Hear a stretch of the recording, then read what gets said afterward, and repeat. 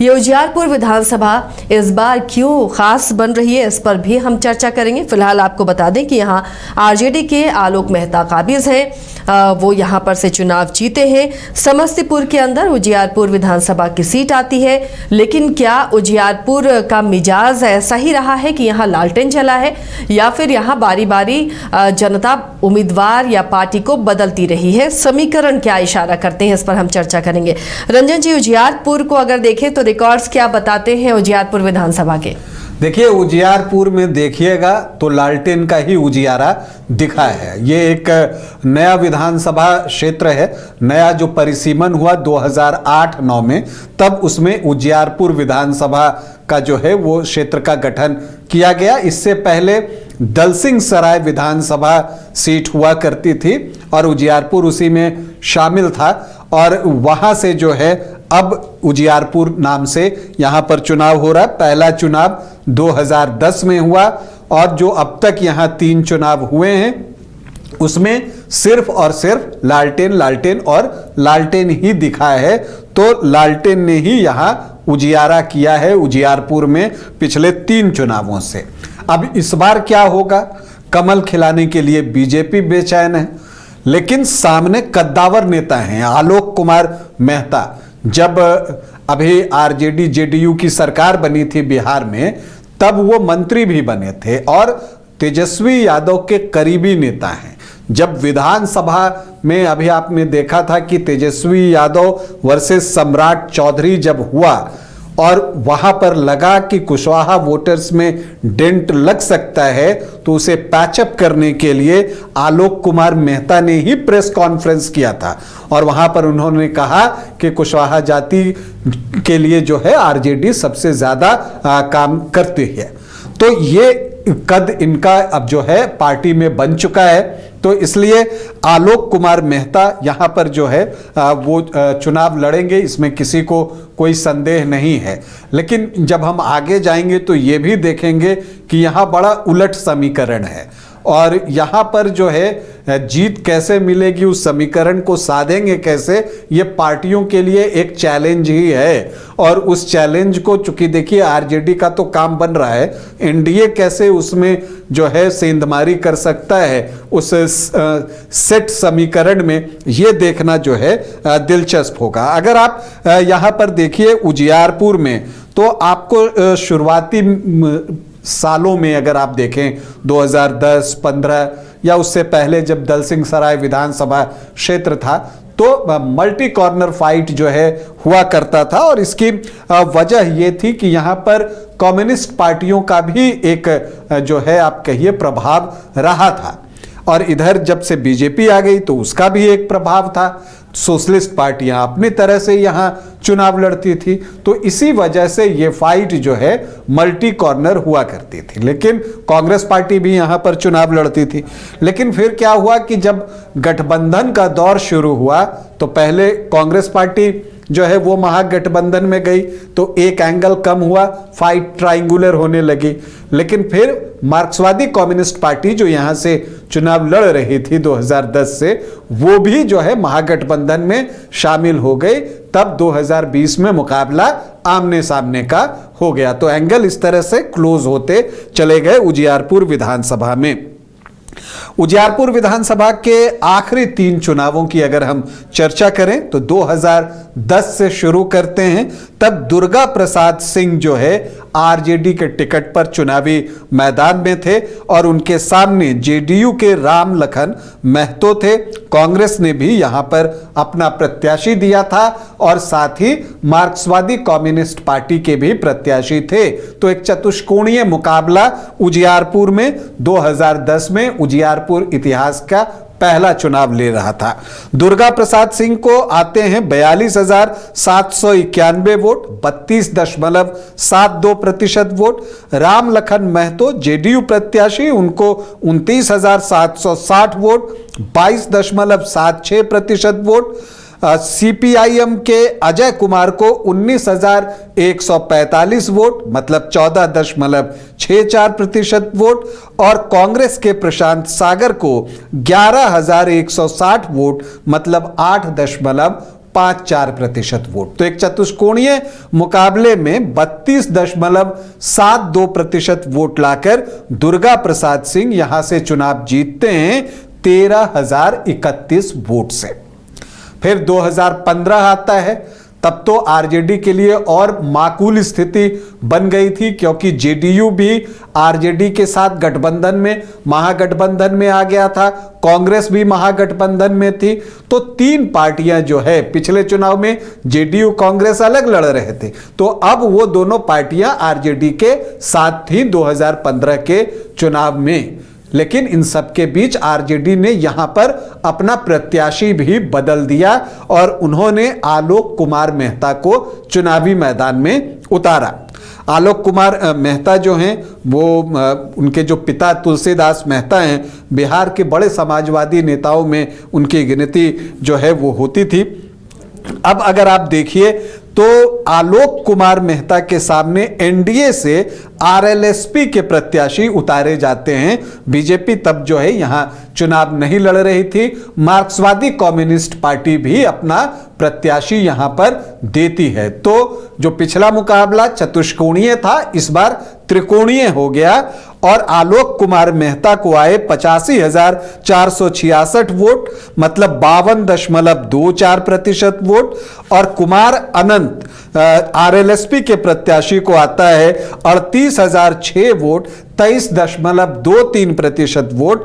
और सीपीआईएम के प्रत्याशी अजय कुमार को आता है 18,973 वोट, मतलब 11.6% वोट। तो इस ट्रायंगुलर फाइट में आलोक कुमार मेहता को जीत मिलती है 47,460 वोटों की। बड़ी जीत, विशाल जीत, इतनी बड़ी जीत कि जितने की उनकी जीत थी उतने वोट एनडीए प्रत्याशी कुमार अनंत को आए नहीं, उनको 38,000 ही वोट आए थे। फिर 2020 आ जाता है। 2020 में आलोक कुमार मेहता एक बार फिर से चुनावी मैदान में थे और बीजेपी इस बार यहां से चुनाव लड़ने का फैसला लेती है और पूर्व विधायक शील कुमार राय को चुनावी मैदान में उतारती है। शील कुमार राय जो हैं वो दलसिंह सराय से विधायक रहे थे, तब वो एलजेपी के विधायक थे। इस बार बीजेपी के टिकट पर चुनावी मैदान में उतरते हैं। हालांकि यहां पर आरएलएसपी ने भी प्रत्याशी दिया था, लेकिन कोई प्रभाव छोड़ने में वो सफल नहीं हो सके। बिल्कुल आमने सामने की ही लड़ाई हुई।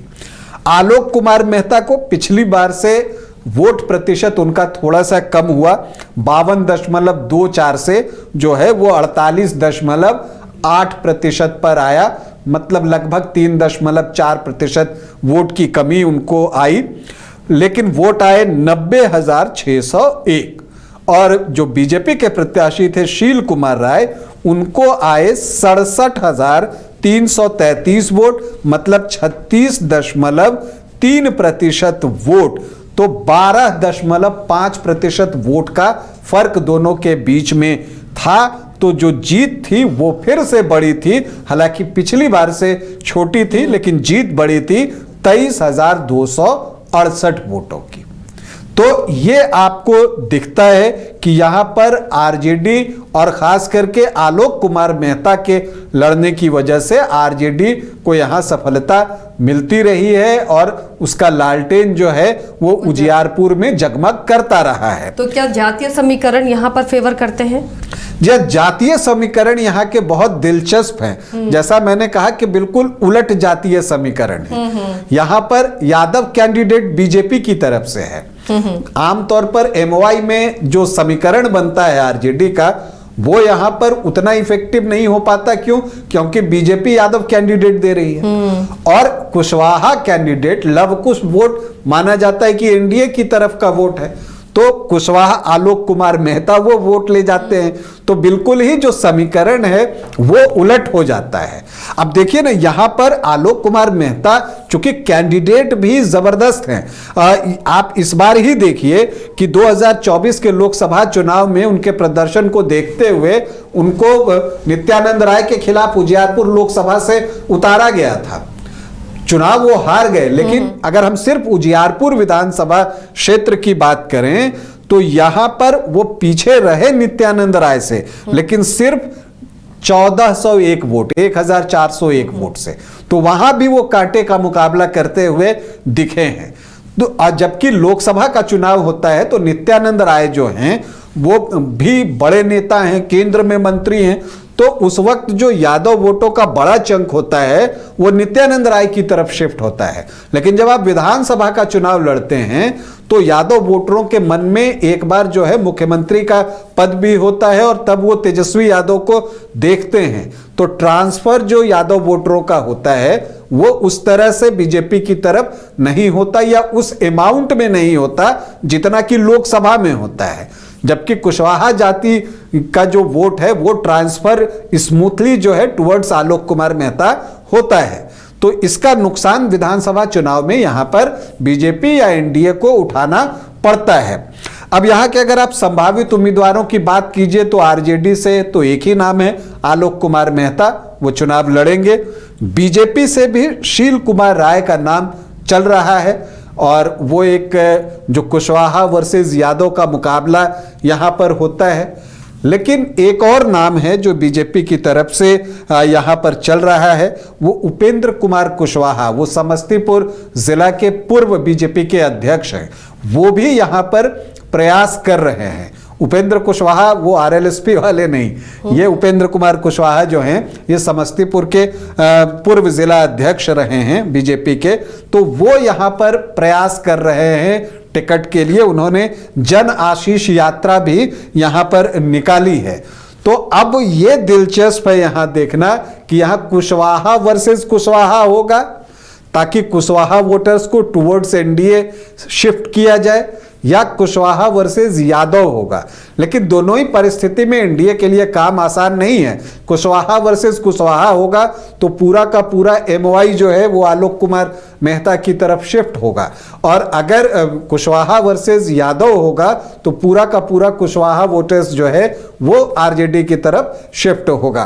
खैर देखते हैं कि इसके लिए क्या रणनीति बीजेपी बनाती है, किसे प्रत्याशी बनाती है। अब हम यहाँ के जातीय समीकरण को समझें। जो एससी वोटर्स हैं यहाँ पर भी अच्छी संख्या में हैं, 19.23% वोट, और यहाँ पर भी पासवान वोटर जो हैं वो ज्यादा हैं। उजियारपुर लोकसभा के दौरान जो है चुनाव हो रहा था तो चिराग पासवान और सम्राट चौधरी दोनों यहाँ पर नित्यानंद राय के लिए प्रचार करने आए हुए थे, तो वो दिखता है। मुस्लिम 10% हैं, यादव 11.5 से 12.5% हैं, तो 22 से 23% का एमओआई इक्वेशन बनता है। हालांकि उसका यहां पर अगर कैंडिडेट शील कुमार राय रहते हैं तो कोई मतलब नहीं है। राजपूत 3.5 से 4%, भूमिहार 4.5 से 5% और ब्राह्मण 8 से 8.5%, तो 16 से 17% सामान्य जाति के वोटर्स हैं। कुशवाहा 11 से 12% है और ये बड़ा हिस्सा है वो इधर से निकलता है। कुर्मी आप 2.5 से 3% है, तो जो कुशवाहा और कुर्मी का जो चंक बनता है वो 14 से 15% का बनता है, और वैश्य जो हैं वो 10 से 11% है। अदर ओबीसी आप देखें तो वो 15 से 16% हैं, लेकिन उसमें जो सहनी वोटर्स हैं वो आधे होंगे, 6 से 7%, 8% भी आप कह सकते हैं जो मल्लाह वोटर्स हैं। सिर्फ आप देखिए सहनी सरनेम जो है वो 4.5% के आसपास है वहां पर। तो इसीलिए जो है यहाँ का इक्वेशन है कि अगर इस आलोक मेहता चुनाव लड़ते हैं और कुशवाहा वोटों का बड़ा चंक उनकी तरफ शिफ्ट होता है तो उजियारपुर में आपको स्लाइट एज एक बार फिर से आरजेडी को देना पड़ेगा। लेकिन यह देखना दिलचस्प होगा कि इस शिफ्टिंग को रोकने के लिए बीजेपी का जो थिंक टैंक है वो किस रणनीति के साथ यहां चुनावी मैदान में उतरता है। अगर कोई नई रणनीति बनती है तब उजियारपुर में जो है एक रोचक चुनाव हो सकता है। अगर ऐसा नहीं होता है तब जो है यहां पर आपको आरजेडी को स्लाइट एज देना पड़ेगा, या आप कह सकते हैं कि यहां जो जातीय समीकरण है उसमें जिसने बेहतर तरीके से सोशल इंजीनियरिंग कर ली, जीत उसी की होगी। तो ये उजियारपुर का रिकॉर्ड और मिजाज रहा है। तो बेहद दिलचस्प इस बार का विधानसभा चुनाव होगा और इस पर हमारी नज़र होगी। क्या जो नई पार्टी अब चुनावी मैदान में ताल ठोक रही है वो कितना कड़ा मुकाबला दे पाएगी, क्या कई जगहों पर वो ट्रायंगुलर फाइट को में तब्दील कर पाएगी मुकाबले को, आमने सामने के मुकाबले को, इस पर भी हमारी नज़र बनी रहेगी।